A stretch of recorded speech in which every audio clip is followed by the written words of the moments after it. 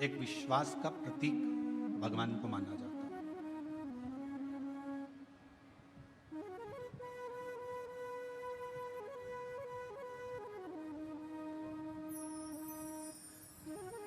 और वो विश्वास, वो भरोसा, वो दृढ़ता हर एक जीव में होना चाहिए।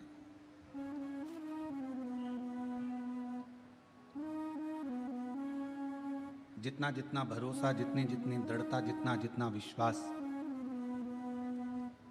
आपका परमात्मा के प्रति बढ़ता चले जाता है, उतना परमात्मा को आपके दरवाजे पर आपका दुख मिटाने के लिए आना ही पड़ता है।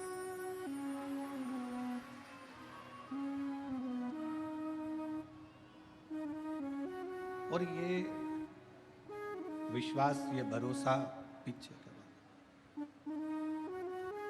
ये विश्वास, ये भरोसा, ये दृढ़ता आपको परमात्मा के करीब में लेकर जाती है, भगवान के पास उसके करीब तक ले जाने का कार्य आपका विश्वास करता है।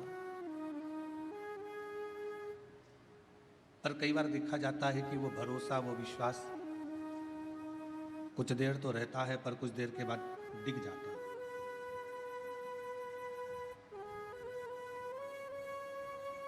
एक बार शिव महापुराण की कथा में आपको एक बात कही थी कि घर में फर्नीचर कम होगा चल जाएगा, घर में फर्नीचर कम रहेगा चलेगा, पर आपका नेचर संसार में कम नहीं होना चाहिए, वो नहीं चलेगा।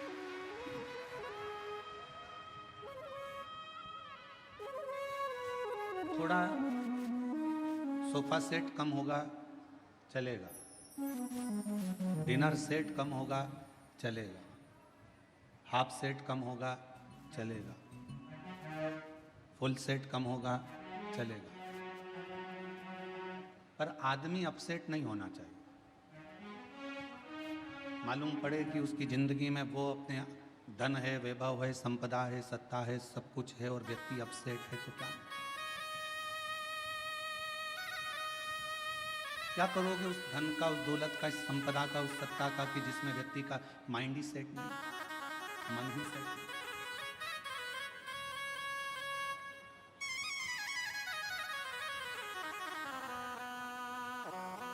मन को अपसेट मत होने दो। जब जब मन थोड़ा सा भी डोले, जब जब मन थोड़ा सा भी विचलित हो, या मन थोड़ा सा भी इधर उधर जाए, इस मन को शिव तक लेकर चलो।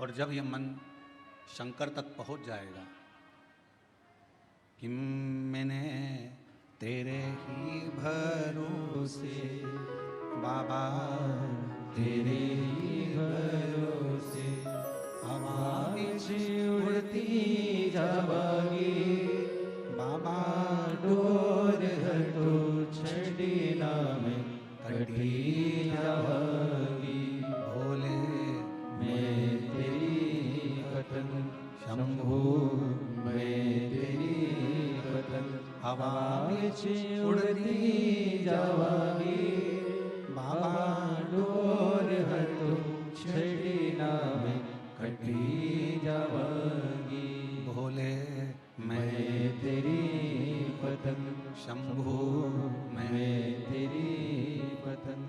अगर मन स्थिर नहीं है, मन सेट नहीं है, तो फिर परमात्मा भी करीब में नहीं है। 5 कर्मेंद्री, 5 ज्ञानेंद्री, ये 10 जो इंद्रियां हैं, ये कैसे भी संयम में आ सकती है। 5 कर्मेंद्री को भी संयम में लिया जा सकता है, 5 ज्ञानेंद्री को भी संयम में लिया जा सकता है। 10 इंद्रियों को संयम में लेना सरल है, पर 11वें नंबर की जो इंद्री है मन, इसको संयम में लेना कठिन है। ये 11वें नंबर की जो इंद्री है, ये संयम में नहीं रह पाती, इतनी विचलित। आप आए हो कथा सुनने के लिए, बहुत दूर दूर से आए हो। हम जब आ रहे थे तो हमने देखा कि जितनी भी रोड है और जितनी भी कॉलोनियां हैं आप लोगों की गाड़ियों से भरी पड़ी हुई है। लाखों की संख्या में आप यहाँ पहुँचे हो, पंडालों में पांव रखने की जगह नहीं है। आज कथा का दूसरा दिवस, ये स्थिति है तो 7 दिन में क्या होगा ये तो भोलेनाथ जी ही जाने।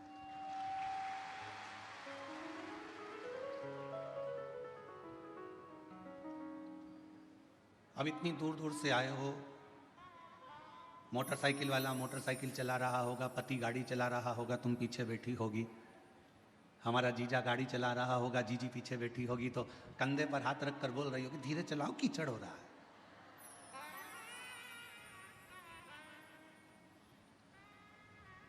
देखो देखो सामने से वो स्पीड ब्रेकर आया है, थोड़ा धीमा कर लो। पति बोला 15 साल से मैं गाड़ी चला रहा हूं और तुझे गाड़ी पर ले लेकर गया हूं, तू फिर भी मुझ पर शंका करती है।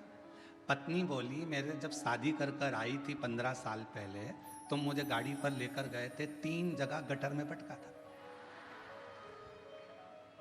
एक बार चोट खाई हूं, उस दिन से मुझे भय लगा रहता है कि तुम कहां पटक दो, तुम्हारा भरोसा नहीं। अरे वो तो तू नई नई आई थी ना, तो तेरे को बिठा के प्रैक्टिस कर रहा। अच्छा अच्छा, फिर गाड़ी आगे चली, तुमने फिर कहा देखो कथा में जाना है, सामने कीचड़ है, थोड़ा सावधानी से, पानी फिसल जाए।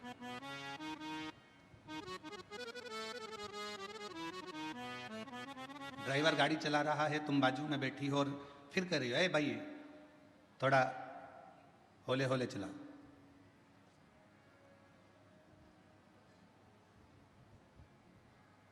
थोड़ा धीरे धीरे चला। और अगर कहीं जाना है, बहुत जरूरी काम है, तो लो कर लो कर लो कर लो कर, थोड़ा थोड़ा तेज तेज चला, लो कर थोड़ा चला तेज चला। पर तुम कह रही हो कि थोड़ा आराम से चलो, देख कर चलो, सावधानी से चलो, उस ड्राइवर को तुम साध रही हो। पति गाड़ी चला रहा है तो तुम बार बार बोल रही हो थोड़ा धीमे चलाओ, साध रही हो। शिव पुराण यही कहती है 5 कर्मेंद्री 5 ज्ञानेंद्री ये संयम में हो सकती है, पर ये मन रूपी जो इंद्री है ना, इसको हर आधे या 1 घंटे में बोलना पड़ता है, थोड़ा संयम में रहे। कथा में बैठे हो, मन कोई निकल कर गया, तुम्हारा मन फिर वहाँ चले जाएगा। किसी ने उधर से आवाज़ लगाई, तुम उधर देखने लगोगे, कोई चिल्लाया, तुमने उधर देखा, किसी ने कुछ बोला, तुमने उधर देखा, मन को फिर खींचा। कथा में लग जा, आराम से, ध्यान से। गाड़ी वाले को जैसे बार बार बोलती हो, वैसे अपने मन को भी थोड़ा संयम करने का प्रयास करो। 3 घंटे की कथा में, ये कथा में मन लग।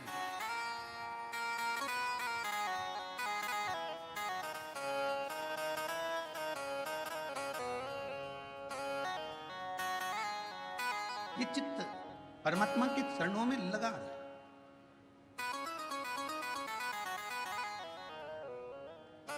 कल एक बहन जी ने प्रश्न लिखकर भेजा था, पत्र हम लेकर नहीं आए। उसमें उन्होंने एक पत्र में प्रश्न किया था कि सावन में जो सोमवार होते हैं, सावन में जो शिवरात्रि आती है, आप 12 महीने की शिवरात्रि पर ऑनलाइन पूजन नहीं कराते, केवल श्रावण महीने की शिवरात्रि पर ऑनलाइन पूजन कराते हो। ऐसा सावन की शिवरात्रि में या सावन के सोमवार में ऐसा क्या रहता है? श्रावण की शिवरात्रि में, श्रावण के सोमवार में इतना महत्व क्या रहता है कि आप 12 महीने शिवरात्रि पर ऑनलाइन पूजन नहीं कराते, पर सावन के महीने की शिवरात्रि आई कि आप ऑनलाइन पूजन कराते हो और पूरा विश्व, देश, भारत देश ही नहीं पूरे विश्व में, विदेशों में भी लोग ऑनलाइन पूजन करते। आखिर क्या रहता है? मेरा मेरी जीजी से, मेरी बहन से निवेदन है, तुम दुनिया के साल भर में कितने भी व्रत कर लो, तुम कितने भी उपास कर लो, तुम कितनी भी पूजन कर लो, तुम कितना भी अनुष्ठान कर लो, सारे व्रतों पर, सारे अनुष्ठानों पर, सारी पूजन पर, सावन के महीने के जो सोमवार होते हैं, जो शिवरात्रि होती है, जो प्रदोष होती है, ये पूरे साल के व्रतों पर प्रबलता प्रदान करते हैं, बल देते रहते हैं।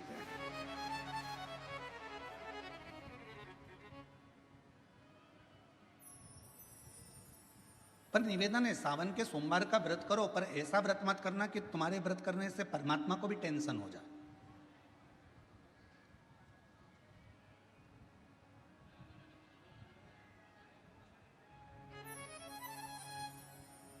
कई माताएं व्रत कर लेती हैं, मेरा सावन का महीने में व्रत है, पूरा 1 महीना व्रत करूंगी, 1 लौंग खाऊंगी, 1 गिलास दूध लूंगी, इसके सिवाय कुछ नहीं लूंगी, 1 फल खाऊंगी, इसके सिवाय कुछ नहीं। बहू बेचारी बोल रही मम्मी शुगर ऊपर नीचे हो जाएगी,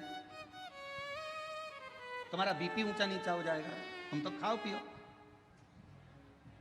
अब आपको पूरे महीने भगवान शंकर की आराधना भी करना है, पूजन भी करना है, अर्चना भी करना है, जाप भी करना है, कथा भी सुनना है, मंदिर भी जाना है, और मालूम पड़ा ऊपर से तुम बीमार पड़ गए।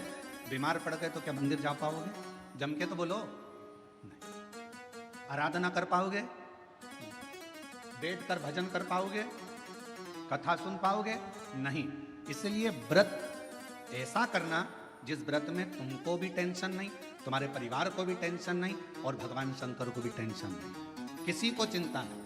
तुम्हारे व्रत करने से किसी को परेशानी नहीं। मालूम पड़े तुम भोजन का त्याग कर दो, इसका त्याग कर दो, उसका त्याग कर दो, सब चीज़ों का त्याग कर दो और बीमार पड़ जाओ, तो शिव महापुराण की कथा कहती है ऐसा तप, ऐसी साधना किसी की नहीं। तुमरुका जी जब कथा कहने के लिए बैठे, चंचुला देवी ने तुमरुका जी से एक प्रश्न किया कि कथा सुनने का नियम क्या है। गीता प्रेस गोरखपुर की शिव महापुराण की कथा लेकर आना, उसमें पढ़ना शिव महापुराण कथा महत्तम। कथा को सुनने का नियम क्या है, यह भागवत में भी पूछा गया। परीक्षित ने सुखदेव जी महाराज से पूछा था कथा सुनने का नियम क्या है। शिव पुराण में चंचुला देवी तुमरुका जी से पूछ रही हैं कि कथा सुनने का नियम क्या, क्या नियम है कथा सुनने का। तो कहा एक समय फलहार करो, शिव महापुराण की कथा को श्रवण करो, भागवत कथा को सुनो।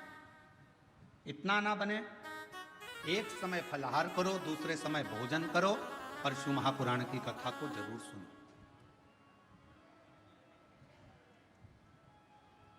और इतने में भी काम ना चले तो शिव महापुराण की कथा में तुमरुका जी ने चंचुला देवी से कहा दोनों समय भोजन करो, पर शिव महापुराण की कथा जम के बोलो, सुनो नहीं, जरूर सुनो। और यहां तक कहा यदि इतने में भी काम ना चले, दोनों समय भोजन में भी काम ना चले, तो टिफिन लेके कथा में चलो, पर शिव महापुराण की कथा जरूर सुनो। जैसे लोगों की आदत रहती है ना, वो जेब में रखा रहता है, और जैसे ही कथा में उसकी तो आदत हर एक घंटे में उसको खाना है मल, और उसकी तो आदत में रहता है, तो कथा में बैठे बैठे विचार करता रहता है बस जल्दी से महाराज जी भजन गाए। उसको क्या मालूम कि ये शिव पुराण की कथा में इसमें तो एक भजन भी आ जाए तो बड़ा मुश्किल है। फिर वो जेब में से एक भजन आएगा, जब निकालेगा मलेगा, जैसे ही महाराज जी भजन गाएंगे फटकी मारेगा, और जैसे ही महाराज जी कहेंगे हारा हारा, उतनी देर में तो उसने टाइम गया।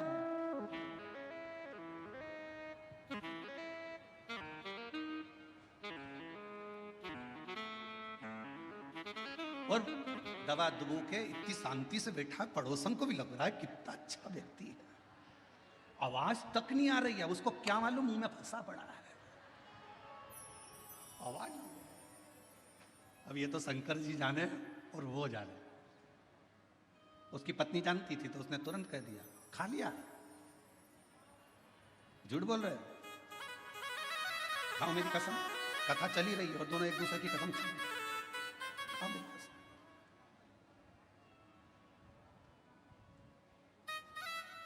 चित्त ना मन को स्थिर रखिए, शिव तत्व की ओर, शंकर जी की ओर। और ये 10 इंद्रियां को संयम करना सरल है, पर 11वें नंबर की जो इंद्री है मन, इसको संयम करना,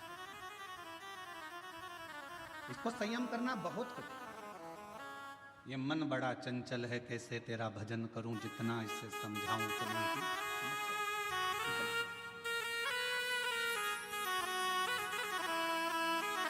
और भोले तेरे चरणों की शंभो तेरे चरणों की घर धोने जो मिल जाए, बाबा तेरे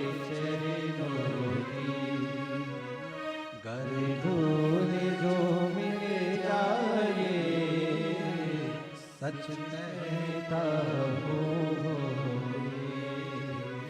सच कहता हूँ तकदीर बदल जाए बाबा तेरे चरणों शंभु तेरे चरणों इस मन को संयमित करना ये दुनिया का सबसे कठिन, बहुत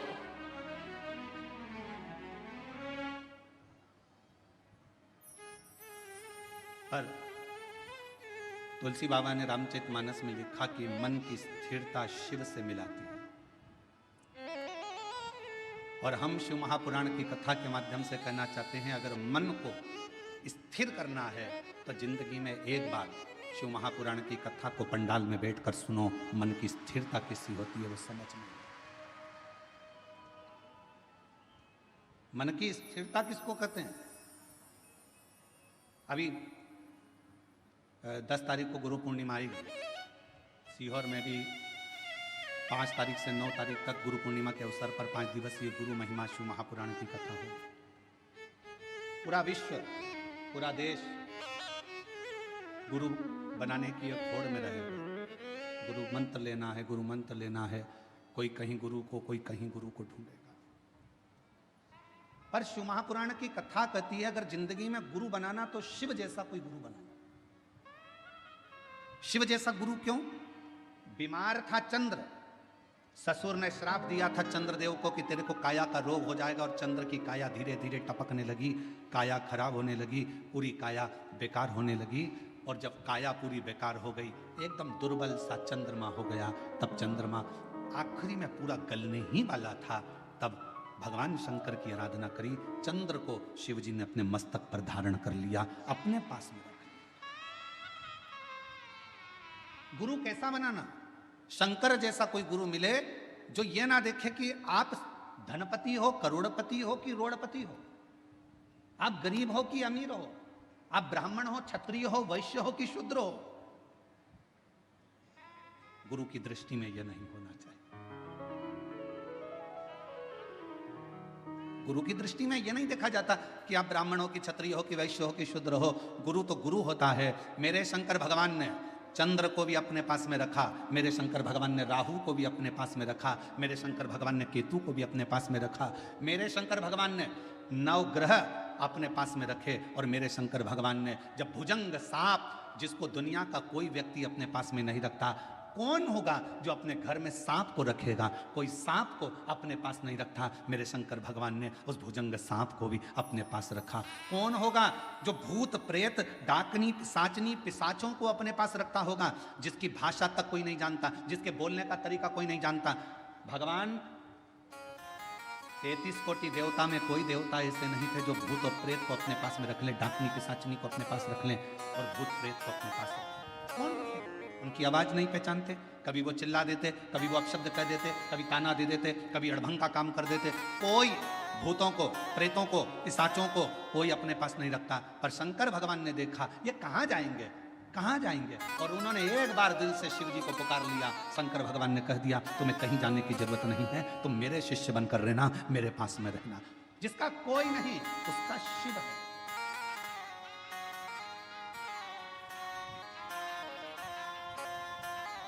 इसलिए पूरी दुनिया में केवल विश्व का एक ही नाथ है, और उसका नाम विश्व, जम के बोलो, विश्वनाथ है।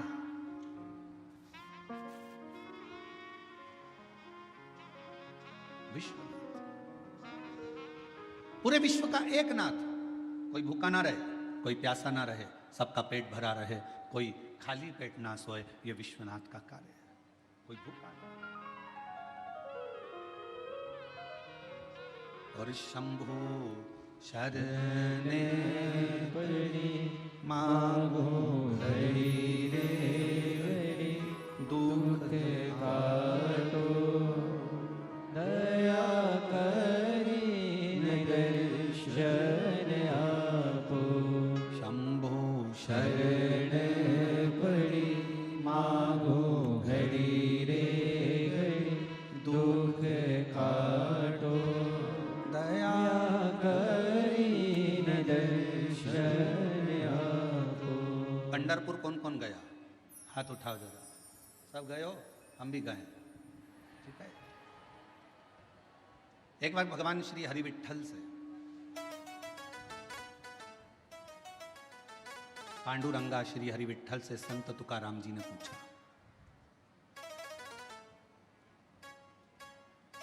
संत तुकाराम जी ने कहा, हाथ जोड़कर पांडुरंगा के सामने संत तुकाराम जी बैठ गए श्री हरि विट्ठल के सामने। विट्ठल विट्ठल विट्ठल।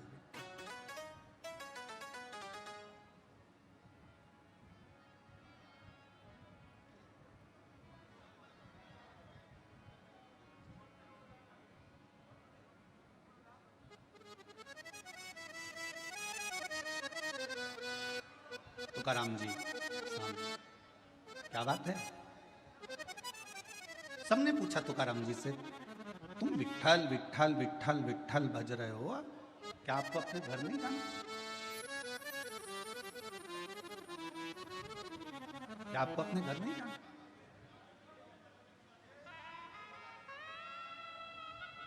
तीन दिन हो गए तुकाराम जी, और 3 दिन से संत तुकाराम जी विट्ठल विट्ठल विट्ठल विट्ठल, पांडुरंगा विट्ठल कहने लगे।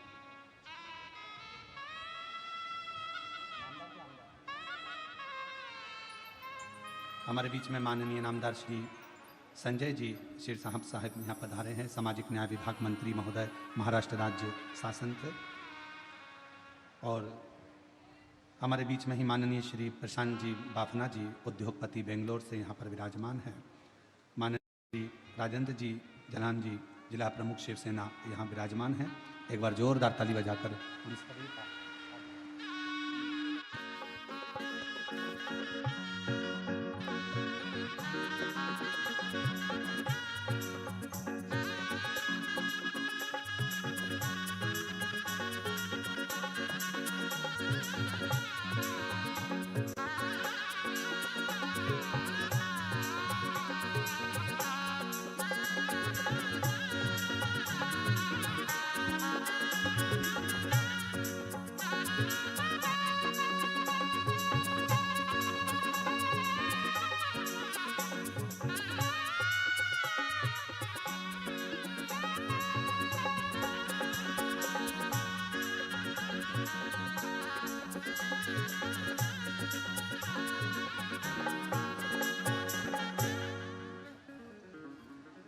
शंभु शरण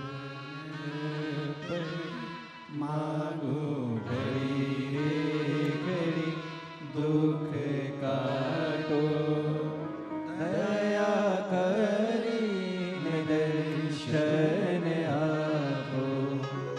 शंभो शरण पड़ी मांगो घड़ी रे घड़ी, दुख काटो दया करी दर्शन आपो। शिव कथा कर रहे भगवान शंकर का चरित्र का। संत तुकाराम जी 3 दिन से लगातार विट्ठल विट्ठल, माजा विट्ठल, माजा विट्ठल, विट्ठल।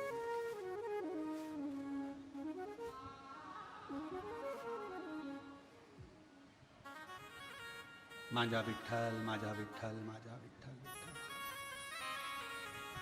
अब चौथा दिन हो गया। फिर संत तुकाराम जी से पूछा गया कि तुम हमेशा आते थे, दर्शन करते थे, भजन करते थे, कीर्तन करते थे, फिर चले जाते थे, पर आज 4 दिन हो गए तुम्हारे मुख से विट्ठल विट्ठल, पांडुरंगा विट्ठल विट्ठल विट्ठल बंद ही नहीं हो रहा। चौथा दिन पूरा निकल गया, 5वां दिन आ गया, माजा विट्ठल, माजा विट्ठल, माजा विट्ठल।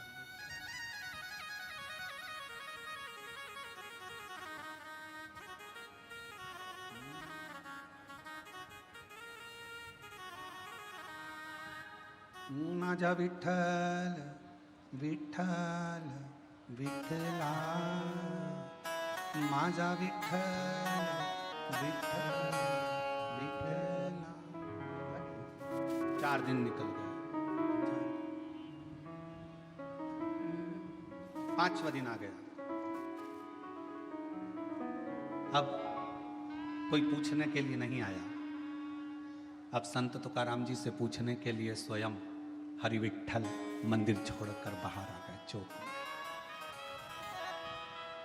स्वयं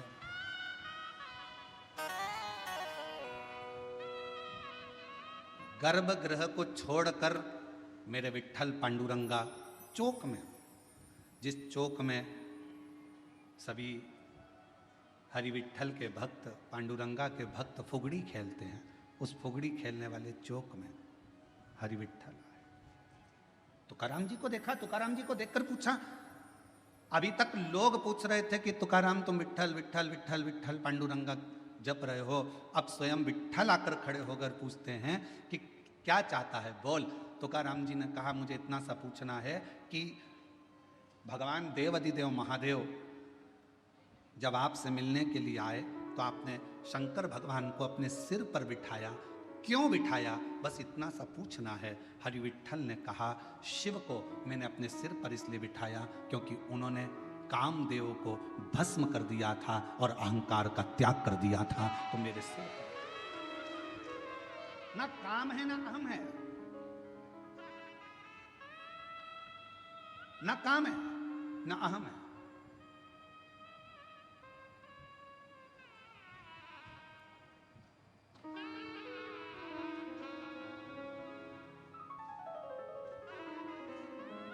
एक लाइन किसी की काव्य की सुनी थी, जो खानदानी रईस हैं वो मिजाज रखते हैं नर्म अपना। मेरे शंकर भगवान के पास में कुबेर का खजाना है, इसलिए उसको कुबेरेश्वर महादेव कहते हैं, कुबेर भंडारी कहते हैं। भगवान नारायण को भी अगर लक्ष्मी दी है तो मेरे शंकर भगवान ने दी। माता लक्ष्मी जी की मां ख्याति देवी लक्ष्मी जी का विवाह तो शिव जी से करने वाली थी, पर लक्ष्मी जी का विवाह जब शंकर जी से होने वाला था तो शंकर जी ने मना कर दिया था, मैं विवाह नहीं करूंगा। क्यों? क्योंकि ये लक्ष्मी जी नारायण को चाहती हैं, इसलिए ख्याति देवी आप अपनी बेटी को भगवान विष्णु को ब्याह दो। शिव की कृपा से लक्ष्मी जी नारायण को मिली है।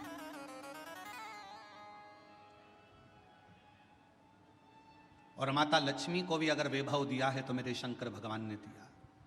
कुबेर का भंडार अगर किसी को दिया है तो मेरे शंकर भगवान ने दिया, शिव ने।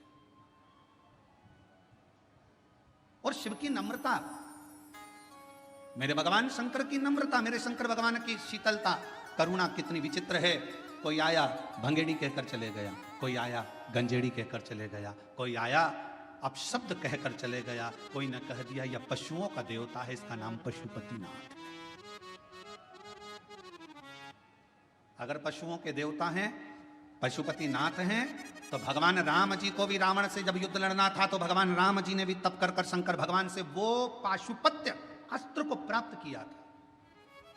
और भगवान कृष्ण को भी जब युद्ध मैदान में जाना था तो उन्होंने पाशुपत्य अस्त्र को प्राप्त किया। जरा विचार करिएगा, दुनिया के लोगों ने कहा ये पशुओं के देवता हैं, दुनिया के लोगों ने कहा ये भांग पीते हैं, दुनिया के लोगों ने कहा ये गांजा पीते हैं, दुनिया के लोगों ने कहा शिव ऐसे हैं, दुनिया के लोगों ने कहा शंकर ऐसे हैं, दुनिया के लोगों ने उनको अलग कर दिया। शिव बिल्कुल अलग हो गए, अलग सब देवताओं को मानने लगे, पर शंकर के मंदिर बंद से हो गए थे, शिव के मंदिर में जाले लगे रहते थे। पर आज की स्थिति में जब दुनिया की दृष्टि में यह आ गया कि शंकर से बड़ा कोई करुणा सागर नहीं है, तो मंदिर भी खुल गए, द्वार भी खुल गए और शिव का आनंद भी हो गया। बोल बम का नारा है,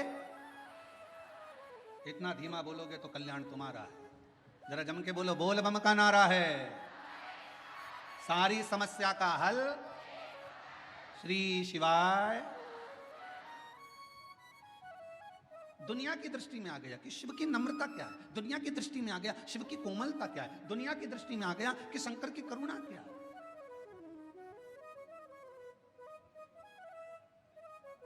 और ये सबको मालूम है, जो शंकर को जल चढ़ाता है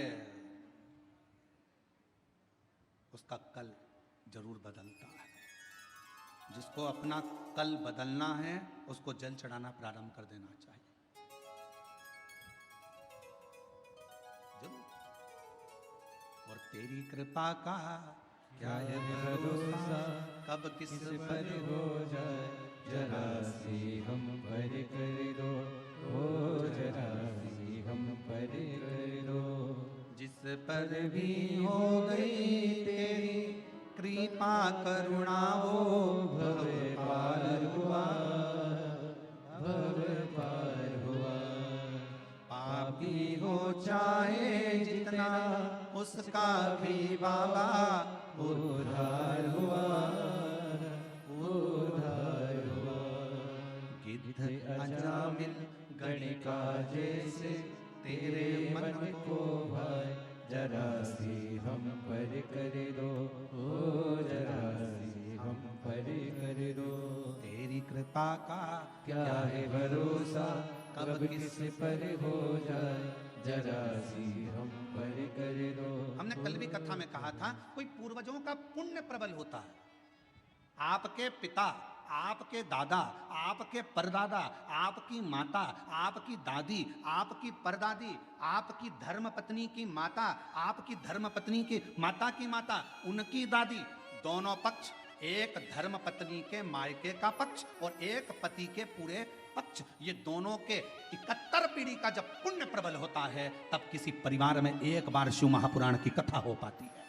धन एकाग्रित करना सरल है, पैसा इकट्ठा करना सरल है, व्यापार बढ़ाना सरल है, व्यवहार बढ़ाना सरल है, पर अपने कुल में एक बार शिव महापुराण की कथा का आयोजन करना बहुत कठिन है। क्योंकि जब कोई पुण्य की प्रबलता हो, एक धर्मपत्नी का भी पूरा कुल 71 पीढ़ी, कहीं मायके की कोई शुद्ध भाव से भगवत भजन की रमी हो, कहीं इधर भी पति का पूरा कुल, कहीं परमात्मा की दादा परदादा पिता पर कोई पुण्यता होगी, तब जाकर कोई पुण्य की गुल्लक प्राप्त हुई होगी और वो फूटी हुई होगी। आज संचिति परिवार अगर इस कथा का यजमान पद ग्रहण करा है, तो देवता भी कृपा कर रहे होंगे कि ये करुणा का एक आनंद सुख है, ये मौका मिला। और शिव महापुराण की कथा करवाना कोई सरल विषय नहीं, इतनी अड़चने आती है क्योंकि शंकर की कथा है, ये कोई साधारण कथा नहीं है। शंकर भगवान विष्णु जी का विवाह हुआ, तारीख निकली, तिथि निकली, पल निकला, और भगवान विष्णु का लक्ष्मी जी के साथ में मां लक्ष्मी जी के साथ विवाह हो गया। ब्रह्मा जी का विवाह ब्रह्माणी के साथ हो गया, इंद्र का विवाह इंद्राणी के साथ हो गया। पर शंकर भगवान के विवाह की तारीख निकली, तिथि निकली, समय निकला, इतनी बजे फेरे होंगे, इतनी बजे विवाह होगा। शंकर भगवान की शादी उतनी बजे हुई नहीं, जो तिथि थी, जो तारीख थी, उस पर शादी ही नहीं हुई।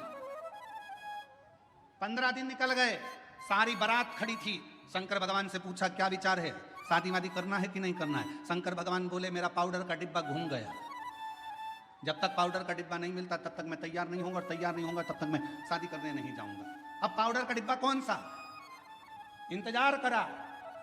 20 दिन के बाद आवाज आई, राम नाम सत्य है, राम नाम सत्य है। शंकर भगवान कहने लगे तैयारी कर लो बारात ले जाने की, मेरा पाउडर का डिब्बा आ गया, पाउडर का डिब्बा। और जो मुर्दा आया, जला, भस्म तैयार हुई, शिव जी ने धारण करी, नंदी पर सवार होने लगे। नंदी पर बैठे 33 कोटि देवता नगाड़े बजा रहे, दुमदुमियां बजा रहे, भगवान शंकर नंदी पर बैठे। नंदी पर भी बैठे तो उल्टे, नंदी का मुंह इधर था, शंकर जी का मुंह उधर था।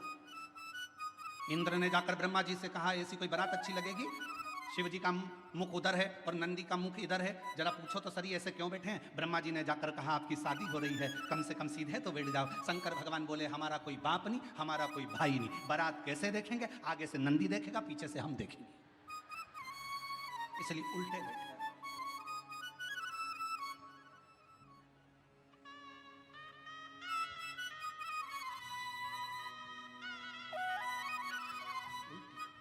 बारात थोड़ी सी दूर चली, और बारात थोड़ी सी दूर चलने पर, जब शिव जी की बारात थोड़ी दूर पर चली, चलने के बाद में शंकर भगवान ने देखा मेरा एक गण साइड में पेड़ के ऊपर उल्टा टंगा हुआ है, मेरा भूत प्रेत उल्टा टंगा है। शिव जी ने उसको देखा, पूछा तू नहीं आया, उसने मुंडी हिला दी, टंगे टंगे उल्टा मुंह, टंगे टंगे बोला मैं कैसे आऊं, मेरे को किसी ने बुलाया नहीं, आऊंगा तो भगा देंगे। शंकर भगवान बोले चिंता मत करो, मैं बुलाता हूं।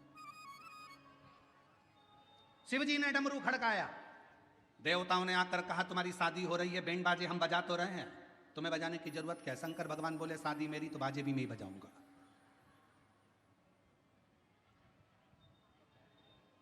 आत्मनिर्भर भारत, मेरी शादी है तो बैंड में ही बजाऊंगा, बाजे में ही बजाऊंगा। डमरू खड़काया, जैसे डमरू खड़काया डाकनी पिशाचरी चुड़ैल भूत भयंकर आए, सब इकट्ठे होकर आ गए, सब नाचने लगे। देवताओं ने सोचा इनके बीच में अपन क्या नाचो, आगे चले गए। देवता सबसे आगे, बीच में भूत चुड़ैल, उसके बाद में शंकर जी। भगवान भोलेनाथ प्रसन्न हो गए, मेरे सारे रिश्तेदार आ गए।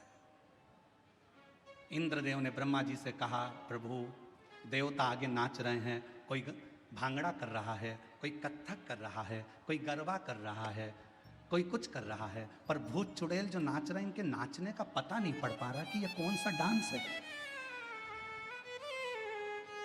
ये समझ में नहीं है। इतने में ब्रह्मा जी ने इंद्र से कहा, जो देवता नाच रहे वो भांगड़ा कथक गरबा ये सब समझ में तो आ रहा है ना? हाँ, पर ये भूत चुड़ैल समझ में नहीं आ रहा है क्या नाच रहे हैं। ब्रह्मा जी ने कहा, जो भूत चुड़ैल शंकर जी की शादी में नाचे इसी को लोग कलयुग में डिस्को कहें। इसी को लोग कलयुग में डिस्को, ऐसा लगेगा जैसे ततैया खा गया। मेरा नाम चिंचिंचू, अब लग जाए ततैया खा ऊपर से। और डांस का पता ही नहीं चलता, लोग ऐसे डांस करते हैं जैसे खुजाल हो गई शरीर में, खुजाल। समझे क्या?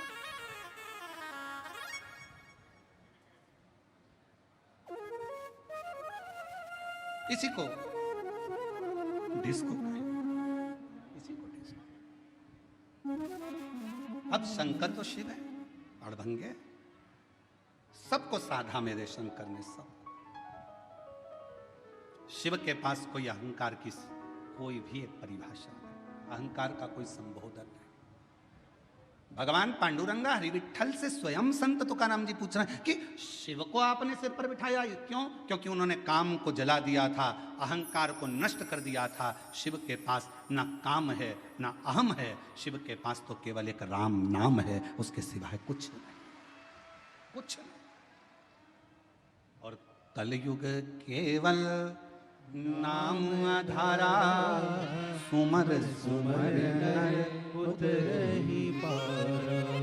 कलयुग में केवल नाम की आधार शिला को जो समझ लेता है, अहम को त्याग नहीं। दुनिया की सबसे बड़ी बीमारी एक ही है, व्यक्ति का अहंकार। शुगर की दवाई बाजार में मिल सकती है, बीपी की दवाई बाजार में मिल सकती है, कमर दुखे तो दवाई बाजार में मिल सकती है, आंख दुखे तो दवाई बाजार में मिल सके, कान दुखे तो दवाई मिल सके, पर अहंकार की दवाई बाजार में नहीं मिलती है। अहंकार को समाप्त करने की दवा मेरे शंकर भगवान के पास है। मेरे वो ना काम रहने देता है ना अहंकार रहने देता है, दोनों का त्याग करवा देता, दोनों।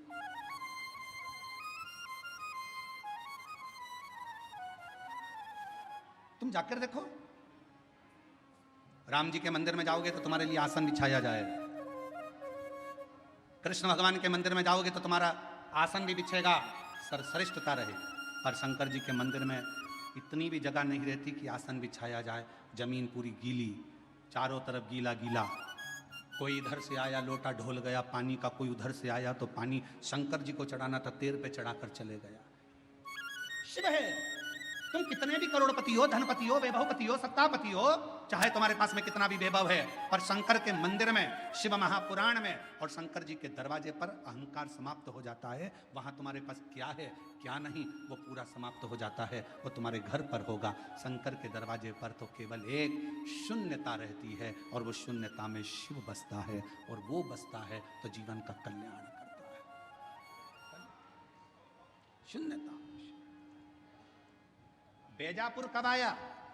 छत्रपति संभाजी नगर से चले गाड़ी को लेकर, आगे आया 70 किलोमीटर दूर बेजापुर, और आगे बढ़े 60 किलोमीटर, और आगे बढ़े 57, 56, 55, 54, 53, 52, 51, फिर और आगे बढ़ते बढ़ते 50, फिर 49, ऐसे चलते चलते चलते चलते चलते चलते धीरे धीरे और आगे बढ़े।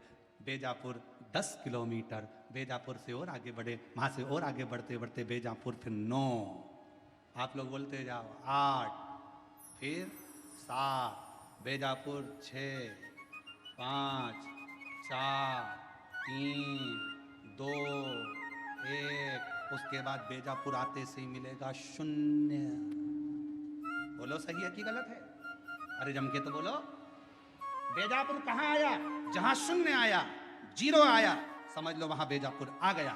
छत्रपति संभाजी नगर यहां से जा रहे हो, चलते चलते 70 किलोमीटर से बढ़ते बढ़ते 10 किलोमीटर पे पहुंचे, 10 से 9, 8, 7, 6, 5, 4, 3, 2, 1 और बाद में शून्य आ गया, छत्रपति संभाजी नगर आ गया। पुणे गए, चलते चलते शून्य आ गया। बेंगलोर गए, चलते चलते शून्य आ गया। मुंबई गए, चलते चलते शून्य आ गया, तो मुंबई आ गया, पुणे आ गया। शून्य पर स्थान नियुक्त है। उसी तरह जब तुम्हारे भीतर एक शून्यता, ये कुछ भी मेरा नहीं है शिव शंकर, सब तेरा है, जब एक शून्यता आकर खड़ी हो जाएगी, समझ लेना तुम शिव के दरवाजे पर आ गए और शिव तुम्हारे हृदय में आकर विराजमान हो गया। शून्य है।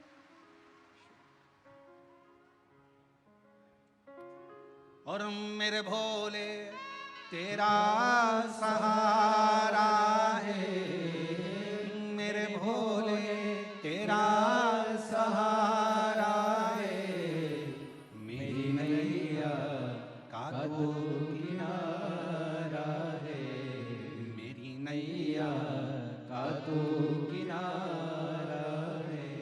मेरे बाबा तुझे पुकारा है, मेरे बाबा तुझे पुकारा है, मेरी नैया का तो किनारा है, मेरी नैया का तो किनारा। उस शिव को समझने के लिए शून्यता की जरूरत पड़ती है।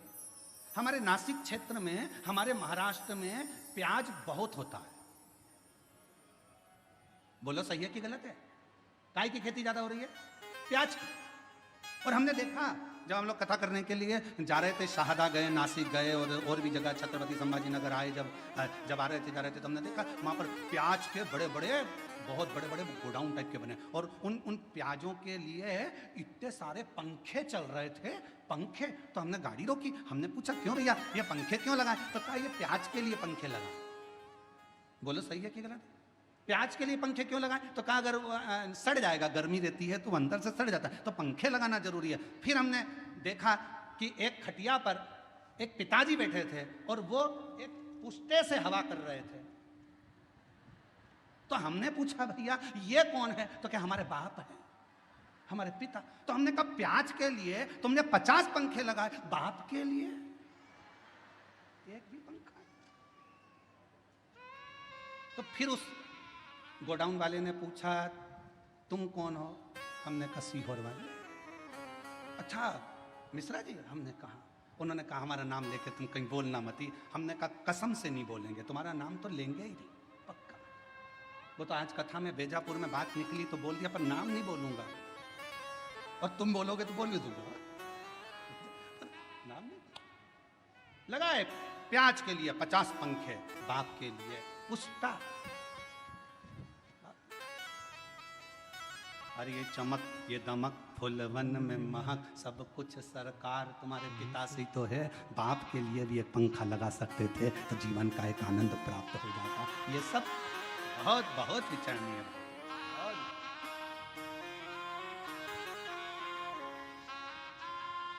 कभी मौका लगे तो हमारे सीहोर में आकर देखो, हमारे बाबा के धाम पर, कुबरेश्वर धाम पर, वृद्ध माताओं के लिए, बुजुर्गों के लिए, आम भक्तों के लिए जो वहाँ भोजन प्रसाद होता है, मेडिकल व्यवस्था होती है, चिकित्सा व्यवस्था होती है, बच्चों के लिए जिनके पास एजुकेशन का पैसा नहीं होता, उनके कॉलेज की फीस, स्कूल की फीस सब वहाँ से जमा होती है। बच्चों के पास जिनके पास किताबें कॉपियाँ नहीं होती, समिति उनको किताब कॉपी स्कूल की दिला देती है। उनकी ड्रेस नहीं होती तो ड्रेस दिला देती। कभी देखो भाव की मूलता, सारी डिग्रियां, सारा वैभव पृथ्वी वाले देखेंगे। तुम्हारी डिग्रियां चाहे डॉक्टर की हो, कलेक्टर की हो, एसपी की हो, आईजी की, डीआईजी की, चाहे कमिश्नर की, तहसीलदार की, पटवारी की, सारी दुनिया की जितनी डिग्रियां होती हैं, इंजीनियर, सीए, सारी डिग्रियां केवल पृथ्वी पर चलेगी। वहां तो एक ही डिग्री चलेगी, तूने अपने माता पिता की सेवा कितनी करी, तूने भूखे को भोजन और प्यासे को पानी कितना पिलाया, वहां एक ही डिग्री देखी। वहां नहीं देखा जाएगा कि तेरे पास डिग्री कौन सी थी। नहीं साहब मैं इंजीनियर, नहीं साहब मैं मजिस्ट्रेट, नहीं साहब मैं इस फलाना कोर्ट का मजिस्ट्रेट हूँ, मैं इतनी बड़ी पदवी पर रहा हूँ। भगवान भी कह देगा नीचे बैठे रे, फालतू बात करना मत। नीचे चले डिग्री, ऊपर चले तेरे कर्म, कर्म के सिवाय ऊपर कुछ नहीं चलता। इसलिए फिर निवेदन, मत बुरे कर्म कर बंदे वरना पछताएगा, भगवान की आंखों से तो बच नहीं पाएगा, तू बच नहीं पाएगा। ऊपर जाते से ही कह दिया जाएगा तेरा क्या होगा रे कालिया, होगा क्या तेरा, तेरे कर्म के लेख से तुझे प्राप्त होगा कि तुझे क्या देना है। क्या कितनी सुंदर कथा है। एक बहुत विद्वान महाराज जी मर गए, बहुत विद्वान, खूब प्रवचन देते थे, मर गए, ऊपर गए, वैकुंठ का दरवाजा बंद था, सब लाइन लगा के खड़े थे। सवेरे वैकुंठ का दरवाजा खुलेगा जब सबको वैकुंठ में प्रवेश मिलेगा। वैकुंठ जाने की लाइन में महाराज जी भी खड़े थे। महाराज जी से आगे एक व्यक्ति और खड़ा था, टोपी लगाया था, जीन्स पहना था, थोड़ी थोड़ी जगह से फटी हुई थी, जोरदार जूते पहना था, चाबी का छल्ला घुमा रहा था। महाराज जी ने मन में सोचा कैसे कैसे लोग वैकुंठ आ जाते हैं, बताओ, इनको वैकुंठ आना था, इनको तो नरक जाना था। सवेरे वैकुंठ का दरवाजा खुला, नाम लिया गया, आ जाओ साहब, आ जाओ साहब। चाबी का छल्ला वाला व्यक्ति आया, तुम कौन? मेरा नाम ये है। अच्छा, क्या करते थे? गाड़ी चलाता था, बस। अच्छा, एक काम करो, वैकुंठ में वो सामने एक जो महल बना है उसमें चले जाओ, चांदी का सिंहासन है, सोने का पलंग है, डनलप के गद्दे हैं, अप्सराएं आएंगी, आपको भोजन कराएंगी, पंखा झेलेंगी, सोने की थाली में आपको भोजन करना है। वाह वाह वाह, धन्य, इतना सुंदर वैकुंठ। पंडित जी ने सोचा, प्रवचन देने वाले महाराज ने सोचा, जब एक ड्राइवर को इतना अच्छा रूम मिल सकता है तो मुझे तो, मैं प्रवचन देता हूँ। आओ, तुम कौन? मैं प्रवचन देता था। एक काम करो, वो सामने जो टूटा हुआ जो झोपड़ा है उसके अंदर चले जाओ, आटा रखा है, खुद की रोटी बनाना, खाना, सब्जी बोना, खाना। इतने में तो पंडित जी चिल्लाने लगे, मैं प्रवचन देने वाला, मैं कथा कहने वाला, इतना बड़ा महाराज, इतना बड़ा महाराज, और उस गाड़ी के ड्राइवर को तुमने एसी का रूम दिया और मुझे टूटा हुआ झोपड़ा।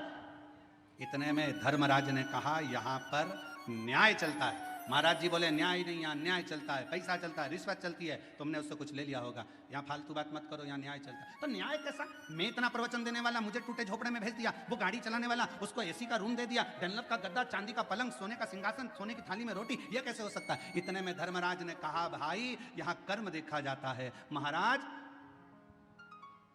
वो गाड़ी चलाता था, बस को चलाते चलाते बस इतनी तेज चलाता था कि अंदर जितने बैठे रहते थे सब हनुमान चालीसा पढ़ते थे।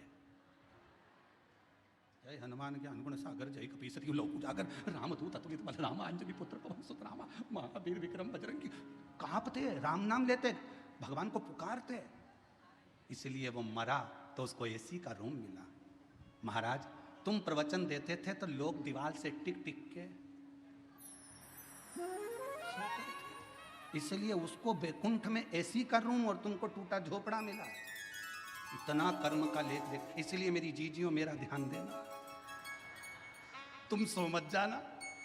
तुम सो गई तो सियोर वाला निपटा तो मालूम पड़े बेचारे को टूटा झोपड़ा मिले सो तो काम। तुम जागती रहना, और बोलो तो बीच बीच में चिल्लाना चालू करता हूं, जागते रहो। अरे हम तो बाबा के भरोसे चलते हैं, हम तो बाबा के भरोसे चलते हैं। ये दुनिया वाले जलते हैं, ये दुनिया वाले जलते हैं। भोले बाबा बाबा के भरोसे चलते हैं, ओ घड़दानी दानी के भरोसे चलते हैं, डमरू वाले के भरोसे चलते हैं, काशी वाले के भरोसे चलते हैं। शिव के पास ना काम है ना अहम है। काम भी दूर, अहम भी दूर। और जिसने काम का भी त्याग कर दिया, अहम का भी त्याग कर दिया, वहां मेरे हरि विठ्ठल उसको अपने शिव, अपने सिर पर बिठा लेते हैं।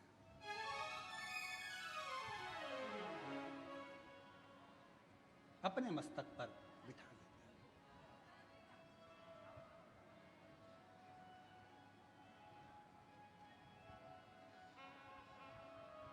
फिर कोई आडंबर, कोई दिखावा कुछ नहीं रहता, केवल शिव रहता है। तो वो एक लाइन आप लोग गाते हो ना, देहाची तिजोरी भक्ति चाँद देवाचा उघडदार देवा उघडदार देवाचा उघडदार देवा देहाची तिजोरी भक्तीचाच ठेवा उघडदार देवाचा उघडदार देवा उघडदार देवाचा उघडदार देवा। अब ये शरीर जो मिला वो शिव के लिए ही तो मिला, भजन के लिए ही तो मिला, सत्कर्म करने के लिए मिला।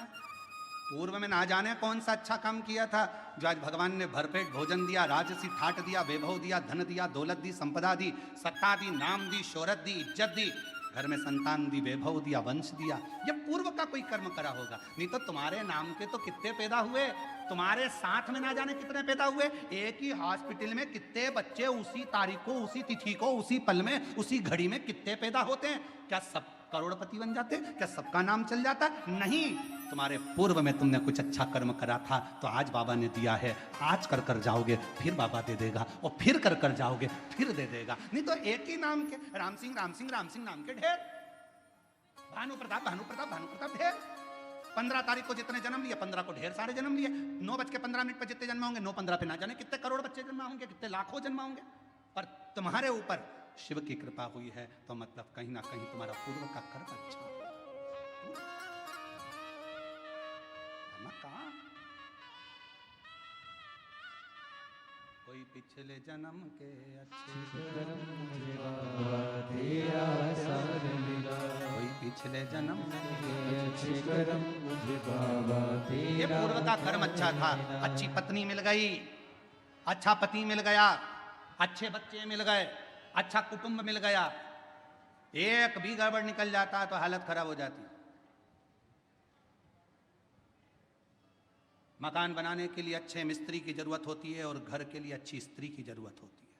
मिस्त्री गड़बड़ निकल जाए तो छत पे पानी भरा ही रहता है और स्त्री गड़बड़ निकल जाए तो मुंह फूला ही रहता है। बहुत ध्यान देने वाला विषय।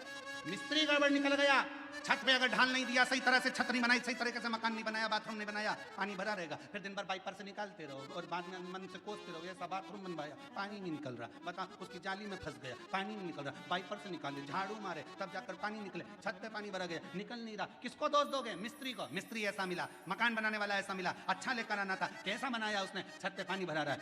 मिस्त्री और स्त्री ये दोनों का श्रेष्ठ होना जरूरी है। मिस्त्री अगर अच्छा है तो मकान अच्छा बनता है, और स्त्री अगर अच्छी है तो घर अच्छा बनता है, परिवार अच्छा बनता है, कुटुंब अच्छा बनता है। दोनों की समता होना चाहिए, दोनों की श्रेष्ठता होना चाहिए,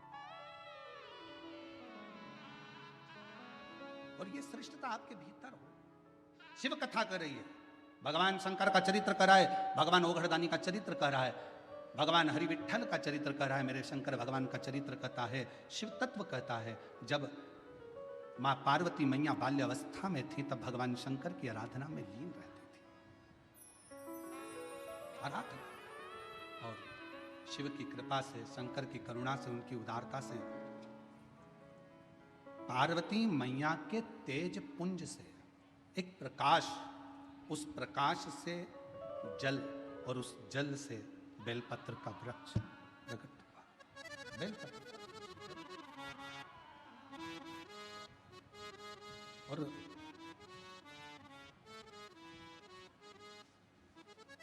शिवजी के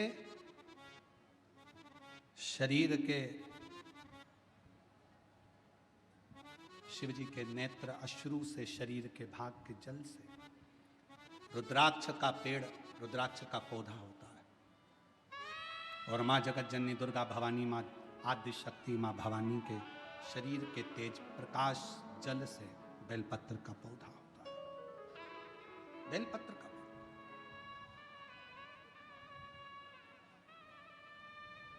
पूरे विश्व के जितने श्रोता शिव जी के, शंकर जी की पवित्र कथा को सुन रहे हैं, आपसे निवेदन, चातुर्मास के 4 महीने में एक नियम बनाओ। मैं ज्यादा कुछ ना कर सकूं तो 4 महीने में कम से कम 4 पौधे मैं बेलपत्र के जरूर लगाऊंगी, कहीं ना कहीं बेलपत्र का वृक्षारोपण जरूर करूंगी। क्यों? मान लो हम चले भी गए और हमारे परिवार के लोग मान लो शंकर जी की पूजा नहीं कर पाए, भगवान शिव की आराधना नहीं कर पाए, भगवान शंकर की भक्ति ना कर पाए, तो मेरे द्वारा लगा हुआ ये बेलपत्री का पौधा बड़ा होगा, कोई ना कोई इसकी पत्ती तोड़कर शिव जी को चढ़ाएगा, कम से कम मेरे कुल का उद्धार होगा, मेरे वंश का उद्धार होगा, मेरी पीढ़ी का उद्धार।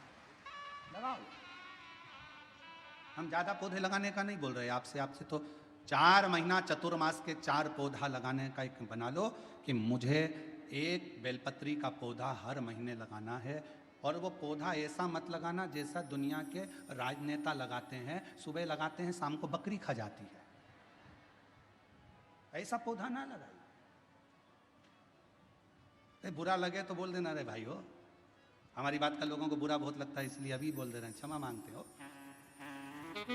ऐसा पौधा ना लगाइए कि सुबह लगाया शाम को बकरी खा गई, नहीं, पौधे का ध्यान देना है जाकर। और पौधा इतना सा भी मत लगाना कि उसको पनपने में टाइम लगे, थोड़ा बड़ा करो अपने घर के अंदर, एक गमले में लगा लो, 2-3 महीना बड़ा कर कर पौधे को, जैसे एक बेटी को पाल पोस कर बड़ा करते हो, बच्चों को बड़ा करते हो, ऐसे बेलपत्र के पौधे को बड़ा करो, उसको खूब परवरिश करो, फिर उसको कहीं ऐसी जगह जाकर लगाओ जहां तुम अगर पानी भी ना दे पाओ तो उसको कम से कम पानी मिलता रहे और वो बड़ा होकर भगवान शंकर के ऊपर उसकी एक बेलपत्र चढ़ती रहे, ऐसा भाव रखो। पेड़ पौधे तो बहुत लगते हैं, रोज मीडिया पर भी आता है इतने पौधे लग गए, इतने पौधे लग गए, मालूम पड़े वो पौधे फिर दिखे ही ना, तो क्या मतलब का? पौधे लगाओ, ज्यादा नहीं तो एक लगाओ पर सुरक्षित लगाओ, लगना चाहिए कि तुम्हारा लगाया गया पौधा। बेलपत्र का पौधा माता पार्वती जी के द्वारा प्रकट किया गया, बेलपत्र के वृक्ष की गणना करी गई। बेलपत्र के वृक्ष की जो जड़ होती है उसमें मां गौरी का स्थान होता है।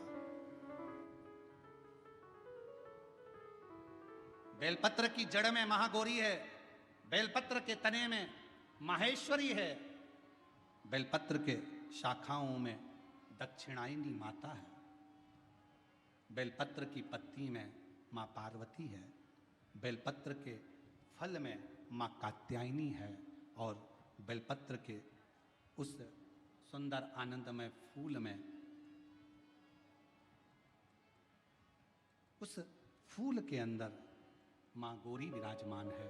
ऐसा पूरा बेलपत्र के वृक्ष की गणना करी गई, चाहे शाखा हो जड़ हो। बेलपत्र के पूजन का कितना भी एक पत्र आया है, अच्छा है, देखिए।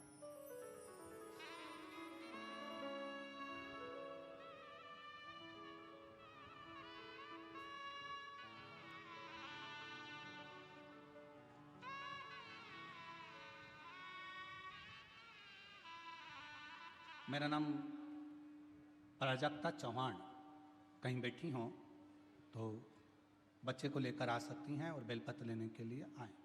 मेरा नाम प्राजक्ता चौहान, पत्र को आप लोग एलईडी पर पढ़ सकते हैं, आस्था चैनल पर पढ़ सकते हैं। मैं श्री रामपुर से आई हूँ। मेरी शादी को 9 साल हो गए थे पर संतान का सुख नहीं था। हमारे शहर के हर एक डॉक्टर को दिखाया, एक बार डॉक्टर बोले कि तुम्हारा ट्यूब ब्लॉकेज है, 50% ही चांस हैं संतान के, बाकी के संतान का योग नहीं। बहुत सारी दवाइयां ली, ट्रीटमेंट किया पर गर्भ नहीं ठहरा। समय निकलता गया, टेस्ट बेबी करवाया, उसमें भी फायदा नहीं मिला। आखिरी में किसी ने फिर कहा, शिव पुराण की कथा आती है, सफेद आंकड़े की जड़ का प्रयोग करो। मैंने 2-3 बार उसको भी किया पर ना जाने क्या खराबी, क्या दिक्कत। फिर आयुर्वेदिक इलाज भी करवाया पर कोई असर नहीं दिखा। आखिरी में किसी ने कहा कि बेलपत्री के वृक्ष के नीचे जाकर दीप लगाना, जल छोड़ना और सफेद आंकड़े की जड़ का प्रयोग कर कर बेलपत्र के नीचे ही किसी को खीर का प्रसाद का भोग लगाना। वही मैंने किया, पशुपतिनाथ का व्रत करा और बाबा की ऐसी कृपा हुई कि 9 साल के बाद गर्भ ठहर गया। और 10 जनवरी 2025 को पुत्रदा एकादशी के दिन बाबा की कृपा से मुझे पुत्र प्राप्ति हुई। मैं बाबा को प्रणाम करती हूँ। पुत्र का फोटो भी लगाया हूँ, बेटे का फोटो लगाया। शिव की कृपा किसको। एक पत्र और अच्छा है, देखिए।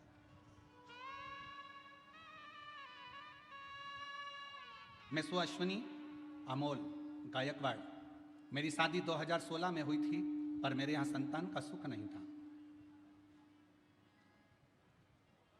गर्भ अगर ठहर भी जाता था तो संतान 15 दिन 20 दिन 1 महीना रहकर गिर जाती थी। सारे इलाज करवाए, डॉक्टरों को भी पूछा, आईवीएफ के लिए बोला, फिर भी बच्चा नहीं हुआ। तब आखिरी में आस्था चैनल पर शिव महापुराण की कथा सुनना चालू करी और 2022 की तर्पण शिव महापुराण की कथा को उस दिन मैंने भोले बाबा को जल चढ़ाना प्रारंभ किया। कुबरेश्वर बाबा का स्मरण कर कुंदकेश्वर महादेव का नाम लिया और 30 दिसंबर 2023 को सीहोर जाकर कंकर शंकर की पूजन करी।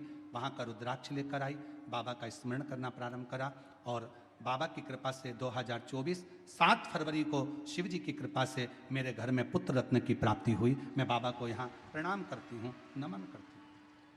और तेरी कृपा का क्या है भरोसा, कब किस पर हो जाए, जरा सी हम पर कर दो। एक बेलपत्र का फल क्या? बेलपत्र के वृक्ष के नीचे अगर एक लोटा जल आप भाव रखकर हृदय से शिव जी को समर्पित कर रहे हो तो शिव उसको स्वीकार करें, शिव उसको स्वीकार करें।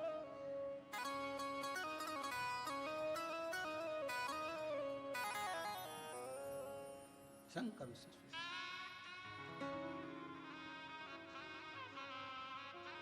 कोई साधारण नहीं है बेलपत्र का पौधा, बेलपत्र का वृक्ष। एक बहुत सुंदर कथा आती है शिव महापुराण।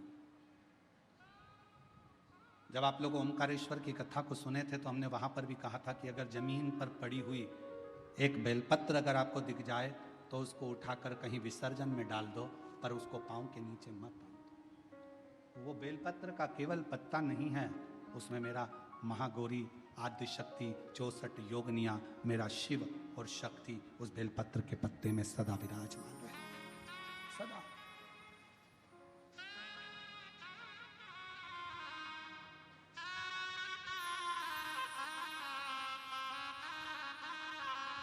आप उसको जितना हृदय से पूजोगे, भारत की सभ्यता, भारतीय संस्कृति, भारत का एक आनंद सुख है ये कि हमारे यहाँ पौधों की भी पूजन होती है, हमारे यहाँ नदियों की भी पूजन होती है, हमारे यहाँ पशुओं की भी पूजन होती है, हमारे यहाँ पक्षियों की भी पूजन होती है, हमारे यहाँ तलातल, रसातल, पाषाण की भी पूजन होती है, हमारे यहाँ जल की भी पूजन होती है तो थल की भी पूजन होती है।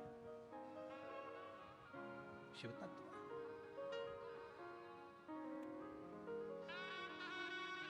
इसलिए शिव महापुराण की कथा भगवान शंकर का पवित्र चरित्र वर्णन कर रहा है, शिव तत्व कह रहा है, भगवान शंकर का पवित्र चरित्र कह रहा है।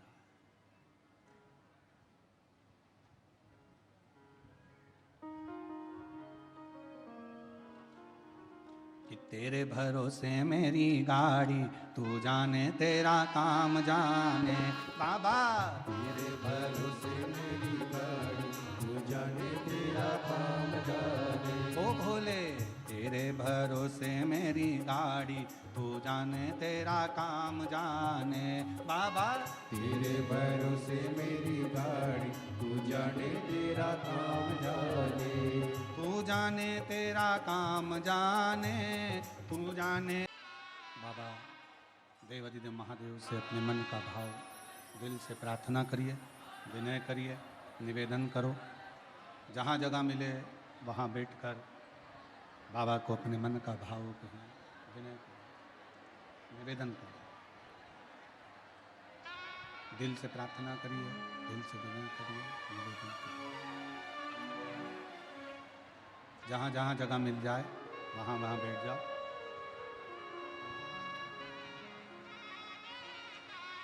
सभी लोग साथ में विनय करें, निवेदन करें, साथ में बोलें।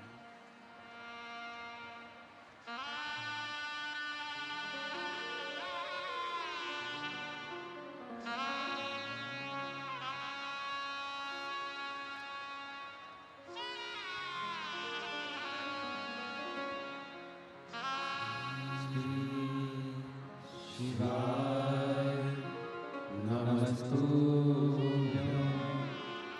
श्री शिवाय नमस्तुभ्यं, श्री शिवाय नमस्तुभ्यं, श्री शिवाय नमस्तुभ्यं, शिवाय नमस्तुभ्यं।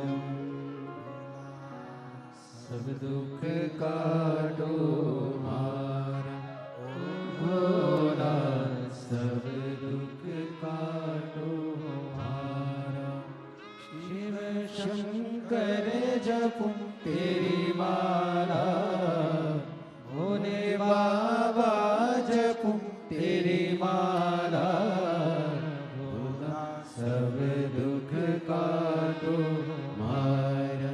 ओ भोला सब दुख काटो मारा। देश है मंगल मंगलकारी, देश है मंगल मंगलकारी।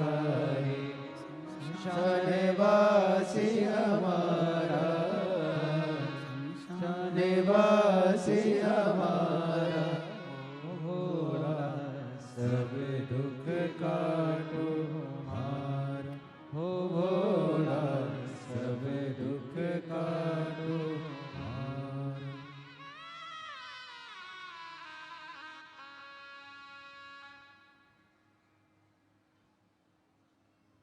बाबा दैवदेव महादेव भगवान शिव, ओगरदानी त्रिकालदर्शी कैलाशी विनाशी भगवान शंकर की पवित्र कथा कह रही है। शिव महापुराण की कथा वर्णन कर रही है।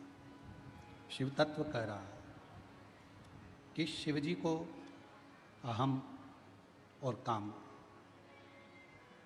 दोनों ही श्रेष्ठ नहीं।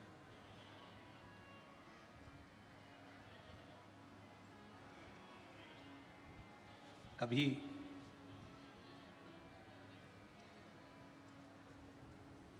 यदि मन में बहुत बड़ा कोई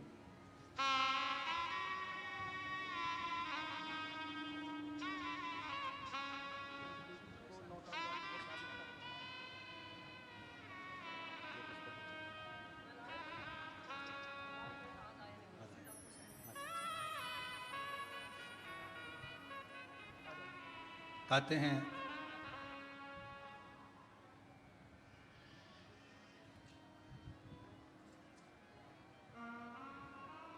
1000 अश्वमेध यज्ञ का फल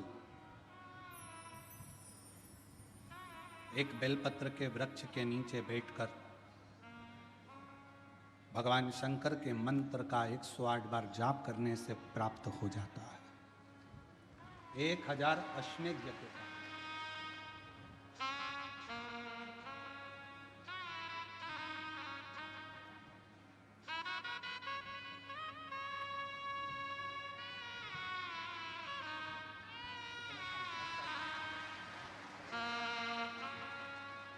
संभव।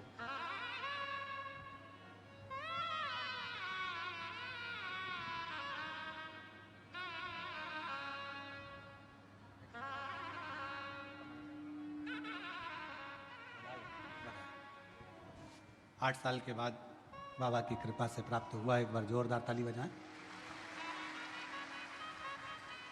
शिव कथा कह रही है, भगवान शंकर का चरित्र कह रहा है। बेलपत्र का वृक्ष जिसके नीचे बैठकर यदि कोई अनुष्ठान, कोई तप, कोई साधना, कोई व्रत, कोई उपास किया जाए, उसका 1000 लाख गुना फल है।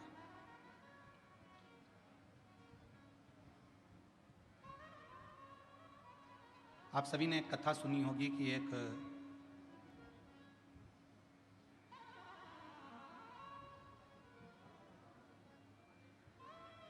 बकरी ने बेलपत्र के पत्ते को खा लिया था और सिंह ने उस गांव में जंगल में रात्रि के समय पर आक्रमण कर कर उस बकरी का शिकार कर लिया।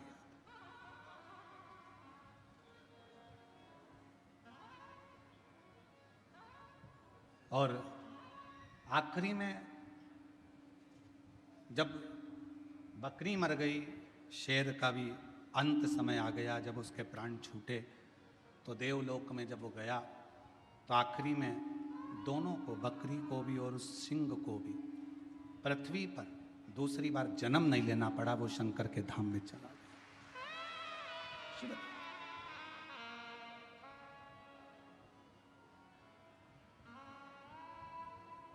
शिव की एक अविरल भक्ति। हम तो कई बार कथा में कहते हैं, आपके पास में अगर कुछ भी नहीं है, आप शंकर जी के मंदिर पे गए हो, एक बेलपत्र अगर आपको शिव जी के मंदिर में चढ़ी हुई भी मिल जाए, उसको उठा लो और उस बेलपत्र को धोकर वापिस भगवान देवाधिदेव महादेव के मंदिर में भगवान शंकर को फिर पुनः चढ़ा दो। वापिस उसी बेलपत्र को फिर चढ़ा दो।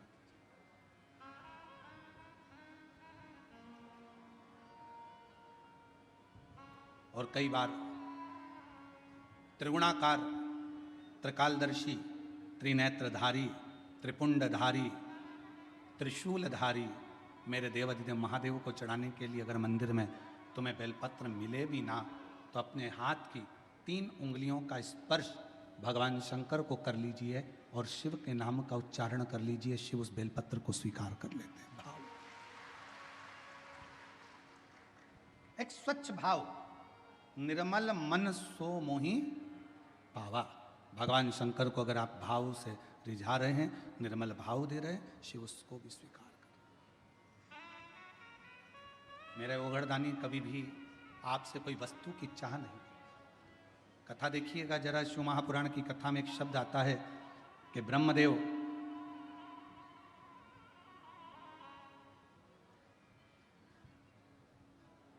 भगवान नारायण के सामने जाकर कहते हैं कि मैं शिव को नहीं स्मरण करता।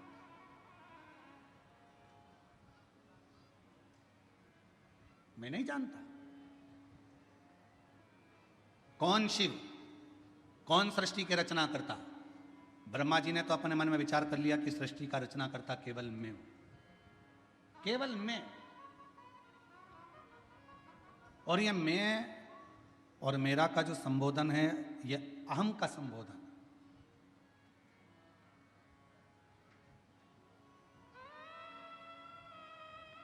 महाराज, हाथ की लकीरें भले आपके हाथ की मुट्ठी में बंद हो, हाथ की लकीरें भले आपके हाथ की मुट्ठी में बंद हो, पर मुट्ठी में ये लकीरें बंद कर सकते हो पर काबू नहीं कर सकते। आपके हाथ की लकीरों में जो लिखा है वो काबू में तो केवल एक देवाधिदेव महादेव ही कर सकता है, उसके सिवा कोई नहीं कर सकता। कोई कौन करेगा? एक पत्र आया, एक पत्र में उसने लिखा, मेरा नाम सुनीता प्रकाश हिवाले है, मैं बेजापुर की रहने वाली हूँ, मेरा मोबाइल नंबर ये है। पत्र को अगर आप देखेंगे तो उसमें उन्होंने लिखा कि डॉक्टर्स, जितने डॉक्टरों को दिखाया सब डॉक्टरों ने एक ही बात कही कि तुम मां नहीं बन सकती। आप ही हैं, आ जाओ, लिया बाबू। 17 साल संतान का सुख नहीं था। कितने साल? जम के बोलो। 17 साल संतान का सुख नहीं था। पत्र में आप लोग पढ़ सकते हैं। मेरी शादी को 17 साल हो चुके थे, संतान का सुख नहीं था। डॉक्टरों से इलाज करवाया पर डॉक्टरों ने बोल दिया था कि तुम कभी मां नहीं बन सकती, तुम मां नहीं बन सकती। हम दोनों पति पत्नी डिप्रेशन में चले गए और दोनों पति पत्नी डिप्रेशन में चले गए। घर वालों ने बहुत समझाया, जो लिखा है ललाट पर वो होता है, क्यों चिंता करते हो। घर के लोगों ने दिलासा दिलाया, सब ठीक हो जाएगा, चिंता मत करो। तब करें तो करें क्या? 17 साल तक इलाज कराने के बाद भी डॉक्टरों ने कह दिया कि मां नहीं बन सकती। आखिरी में हमारे एक रिश्तेदार ने कहा, 1 लोटा जल सारी समस्या का हल। तुम शिवजी को 1 लोटा जल चढ़ाना प्रारंभ करो, शिवजी का स्मरण करना प्रारंभ करो, सफेद आंकड़े की जड़ का प्रयोग करो, पशुपतिनाथ का व्रत करो और एक बार बन सके तो कुबेरेश्वर धाम जाकर बाबा का कंकर शंकर पूजन करो। मेरे बाबा की ऐसी कृपा हुई, 17 साल के बाद 21 अगस्त 2023 को बाबा की कृपा से हमारे यहाँ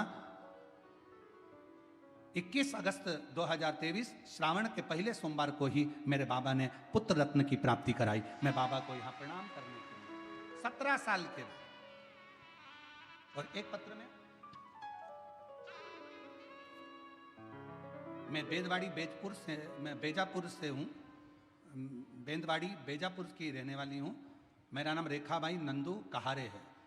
18 साल तक संतान का सुख नहीं था, और 18 साल जब संतान का सुख नहीं आया तो डॉक्टरों को दिखा दिखा थक गए। तब आखिरी में किसी ने कहा, शिव महापुराण की कथा आती है, वो प्रदीप मिश्रा वाचता है, कथा सुनना प्रारंभ करी और बाबा का पशुपतिनाथ का व्रत किया, और बाबा की कृपा से आज हमारे घर में 18 साल के बाद संतान की प्राप्ति हुई। मैं बाबा को यहाँ प्रणाम करने के लिए आई हूँ। कहीं यहाँ बैठी हो तो बच्चे को लेकर आ सकती हैं। मेरा नाम रेखाबाई नंदू कहारे, मैं बेंदवाड़ी बेजापुर से रहने वाली हूँ। मेरा बच्चे का फोटो भी है। शिव तत्व किसको कहते हैं? एक विश्वास, एक भरोसा, एक दृढ़ता, एक भरोसा, एक दृढ़ता, एक विश्वास आपके भीतर प्रकट करें। और जब विश्वास, दृढ़ता, भरोसा पूर्ण होगा तो शिव मिलेगा।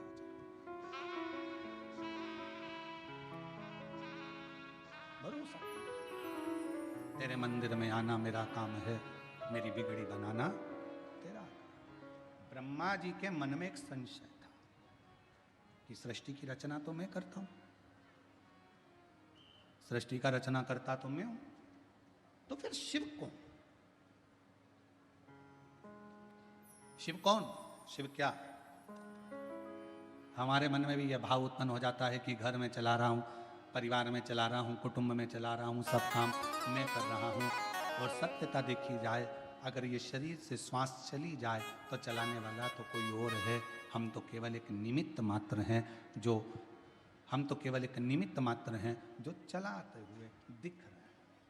बाकी के हमारे हाथ में कुछ नहीं, कुछ नहीं। और प्रभु आपकी कृपा से सब काम हो रहा है। प्रभु आपकी कृपा से सब काम हो रहा है। करते हो भोले बाबा मेरा नाम हो रहा है। करते हो भोले बाबा मेरा नाम हो रहा है।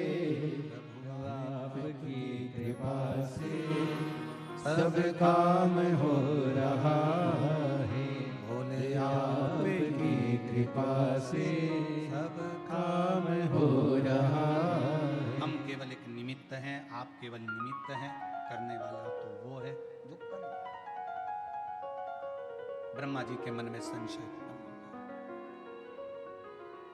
एक बड़ा सारा पर्वत था, उसको घुमाया, अग्नि का एक खंभ प्रकट हो गया, शिवलिंग की आकृति का।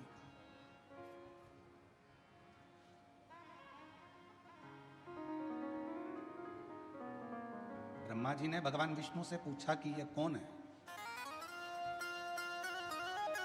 भगवान नारायण ने कहा यही शिव है। एक प्रतीक चिन्ह,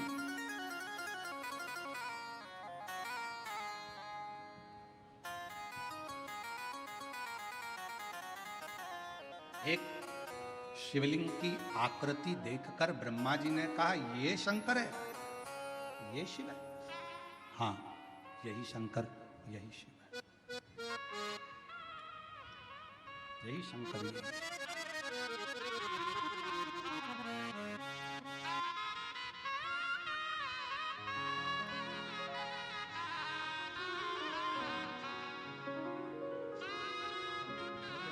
बाबा दे दिया,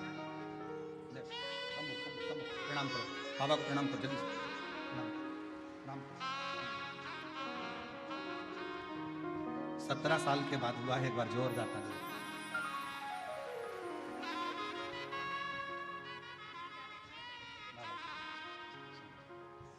प्रभु आपकी कृपा से सब काम हो रहा है।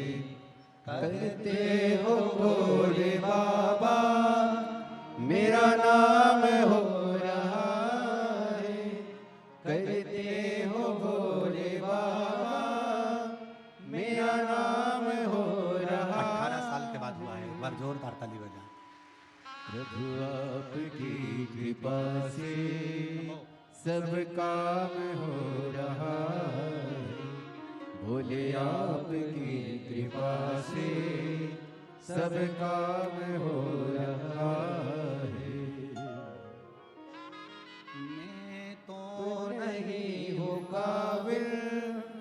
तेरा पार कैसे पाओ, फूटी हुई बाड़ी में गुणगान तेरा गाऊं, करता नहीं मैं कुछ भी, सरेआम हो रहा है, प्रभु आपकी कृपा से सब काम हो रहा है। ब्रह्मा जी बोले क्या इस शिवलिंग ने सृष्टि की रचना करी है? हाँ, इसी शिवलिंग ने सृष्टि की रचना करी है। यही सृष्टि की रचना करने वाला शिवलिंग है। ठीक है, इस शिवलिंग का चरण कहां है और शीश कहां है?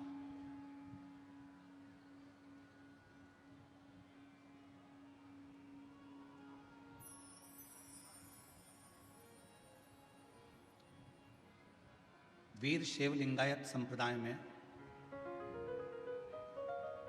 एक छोटा सा शिवलिंग गले के अंदर चांदी की डिब्बी में रखा रहता है। किसी वीर शैव लिंगायत संप्रदाय के किसी भी एक शिव भक्त से आप पूछें कि आपके गले में जो ये शिवलिंग रखा हुआ है, आपके गले में जो ये शिवलिंग डला हुआ है, ये क्या देता है आपको, क्या प्रदान करता है? तो वीर शैव लिंगायत संप्रदाय के प्रत्येक माताएं, बच्चे, पुरुष आपको कहेंगे हमारे गले में हमारे गुरु ने जो ये शिवलिंग दिया है, ये शिवलिंग हमें कहीं ना कहीं किसी ना किसी रूप में तकलीफों से लड़ने का एक बल प्रदान करता है और अपनी मंजिल तक पहुंचाने का कार्य करता है। अब जिसने जाना शिवलिंग की महत्वता को वो जान गया। स्वयं ब्रह्मा जी शिवलिंग की महत्वता को नहीं जान पाए, सामने खड़े होकर कहते हैं इसका चरण कहां है, इसका शीश कहां है, जरा बता इस शिवलिंग का चरण कहां और शीश कहां? आप में भी कई वीर शैव लिंगायत संप्रदाय के मुझे उम्मीद है कि शिव भक्त यहाँ बैठे होंगे। हमारा विश्वास कहता है क्योंकि शिव की कथा चल रही है तो ऐसा भाव है कि यहाँ बैठे हो। कितने लोग बैठे हैं वीर शैव लिंगायत संप्रदाय के? हाथ उठाओ जरा, बहुत सारे लोग बैठे हुए। तो ये मेरा जो परिणाम आपको, शिव तत्व जहां पर है बेटे, शिव तत्व। ब्रह्मा जी नहीं जान पा रहे कि भगवान शंकर के शिवलिंग में है क्या, शिवलिंग में है क्या, आखिर ब्रह्मदेव को नहीं मालूम पड़ता। तब आखिरी में स्वयं भगवान नारायण से ब्रह्मदेव ने कहा इस शिवलिंग का चरण कहां है, डीले कम करो, इस शिवलिंग का चरण कहां है, इस शिवलिंग का शीश कहां है, वो तो मालूम पड़े कम से कम कहां है। भगवान नारायण ने कहा शिवलिंग के चरण को और शीश को देखने की जिद ब्रह्मा जी मत करिए। शंकर भगवान के शिवलिंग में, भगवान शंकर के शिवलिंग में आप जहां बैठकर उसको भजते हो वहीं पर चरण का दर्शन हो जाता है और जहां बैठकर पुकारते हो वहीं शीश का दर्शन हो जाता है। अब इसमें ये नहीं जपा जाता कि भगवान शंकर को रिझाने के लिए हमको इधर मुंह करना पड़ेगा, हमको उधर मुंह करना पड़ेगा, हमको इधर चेहरा करना पड़ेगा, हमको उधर चेहरा करना पड़ेगा। शंकर भगवान की भक्ति करने वाला, शिव की आराधना करने वाला जहां जैसे जब चाहे शिव जी को कहीं पर भी बैठकर बस पुकार ले, शंकर भगवान उसका दुख हरने के लिए उस जगह पर आकर खड़े हो जाए। सब कुछ उसी का।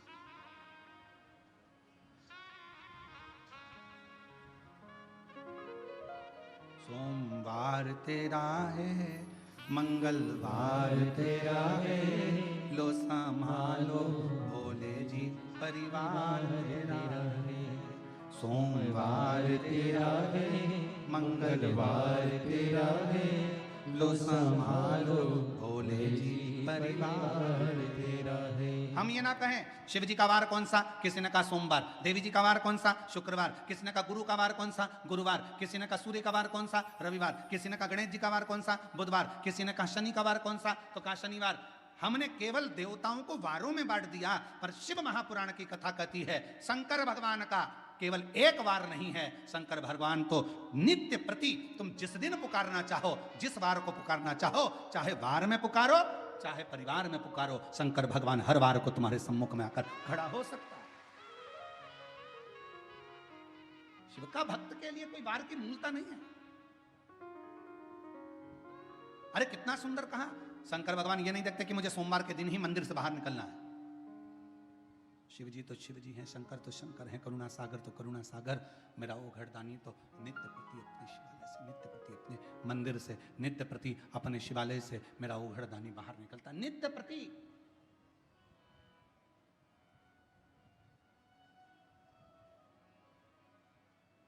आप तो हर पल उसको स्मरण करिए।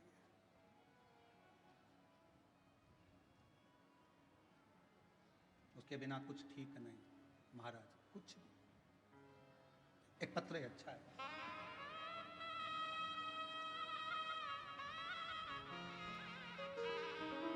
पुष्पा नाना साहेब पवार, पता तहसील बेजापुर, जिला संभाजी नगर, मुकाम पोस्ट चांदे गांव की रहने वाली।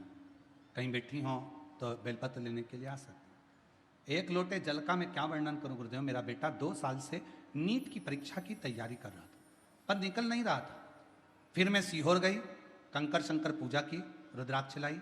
बेटे से मैंने कहा कि तू मेहनत को 4 गुना बढ़ा। वो सीहोर वाला महाराज कहता है अगर तुम पढ़ाई कर रहे हो तो अपनी पढ़ाई को 4 गुना बढ़ाओ, कोई कर्म कर रहे हो तो कर्म को 4 गुना बढ़ाओ, रात दिन एक करो। वो सीहोर वाला महाराज कहता है कि अपने रात दिन एक करो, रात दिन एक कर कर अच्छी पढ़ाई कर, और पढ़ाई के साथ में आखिरी में शंकर भगवान पर बेलपत्र चढ़ाकर फिर तू एग्जाम के लिए जा। और मेरे बेटे ने वही किया गुरुदेव। 2 साल से जो पढ़ाई कर रहा था उस पढ़ाई को उसने 4 गुना बढ़ा लिया। आपके कहने पर भगवान शिव की कथा में मन भी लगाया और पढ़ाई को भी 4 गुना बढ़ाया। आज बाबा की कृपा से मेरे बेटे ने नीट का एग्जाम क्लियर कर लिया। अब वो बाबा की कृपा से डॉक्टर ही की पढ़ाई कर रहा है। मैं शिव को प्रणाम करता हूं। एक पत्र और अच्छा देखिए।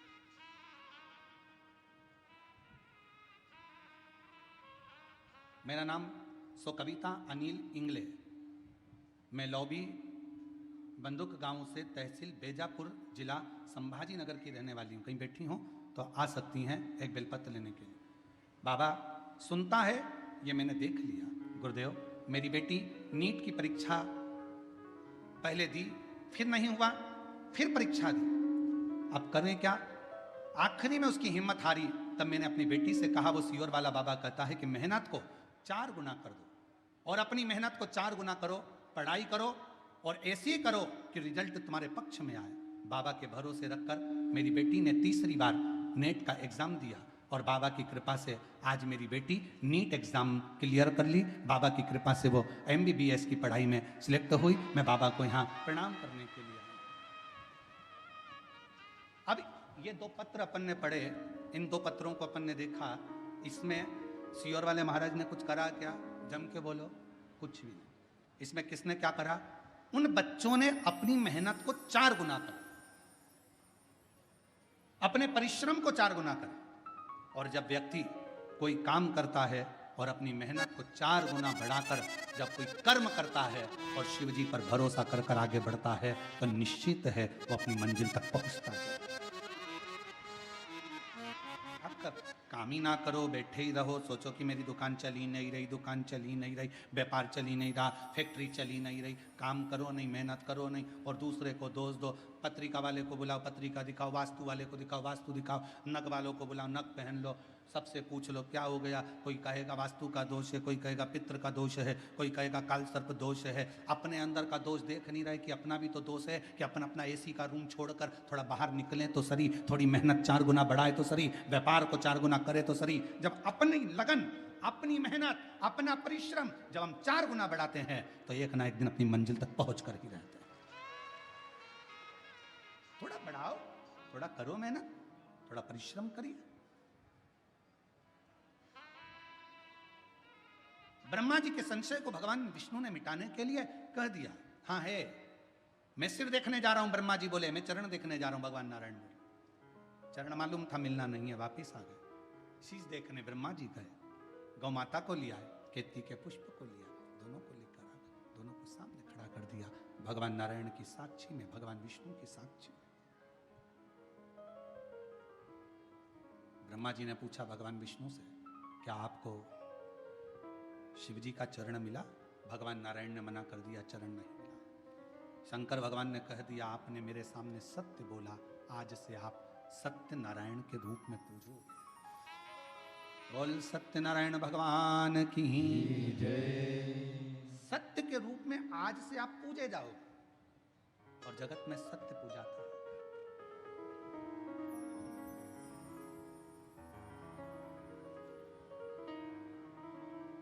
थोड़ा सत्य का जीवन जियो। ब्रह्मा जी से पूछा, क्या आपको शिव जी के शीश का दर्शन हुआ? हाँ। ना मानो तो पूछ लो केतकी के फूल को। केतकी के पुष्प ने झूठ बोल दिया।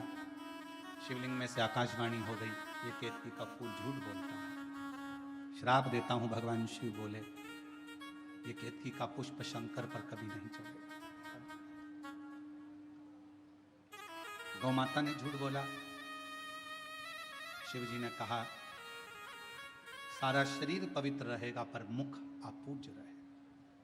भारत की भूमि पर सारे मंदिरों की परिक्रमा आगे से होती है। कन्यादान, अन्नदान, वस्त्र दान, मुद्रा दान, स्वर्ण दान, भूमि दान, जो भी दान होता है वो आगे से होता है।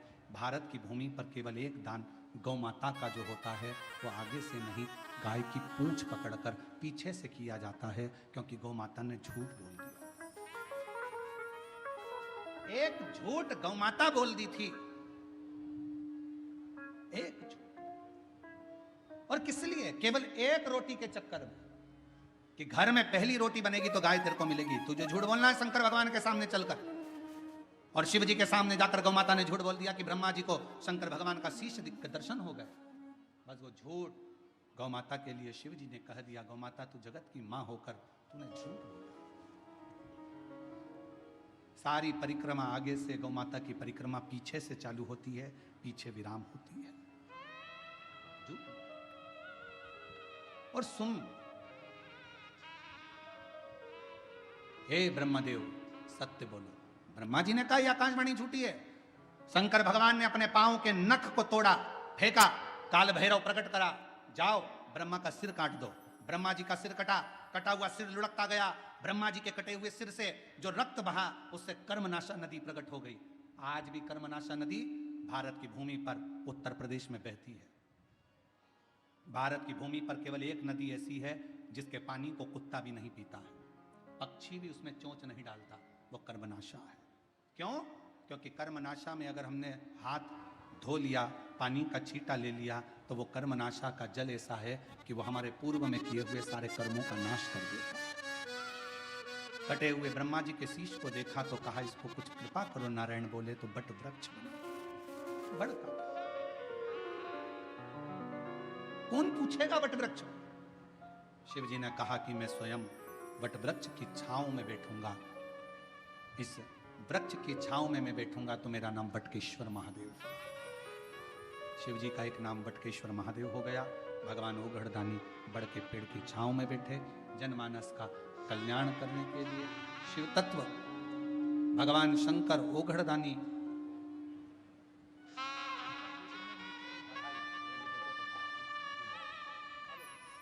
बेटे ने नीट का एग्जाम क्लियर करा है। एक बार जोरदार ताली बजाओ बच्चों के लिए, जो इतना मेहनत परिश्रम कर कर आगे बढ़ते हैं और पूर्ण परिश्रम के साथ सुख पाते हैं, उसके लिए आनंद।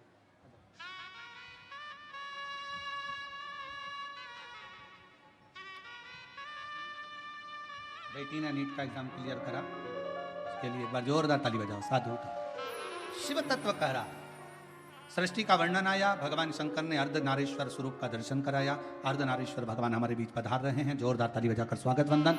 अर्धनारीश्वर भगवान का सुंदर स्वरूप का दर्शन। बोल अर्धनारीश्वर भगवान की। कल कथा का तृतीय दिवस रहेगा। सभी देशवासियों को और सभी सनातनियों को आज भगवान के रथ यात्रा महोत्सव की बहुत बहुत बधाई के साथ में आज कथा द्वितीय दिवस की विराम ले रही है। भाव से कथा का लाभ लेकर अपने जीवन को सार्थक बनाएं।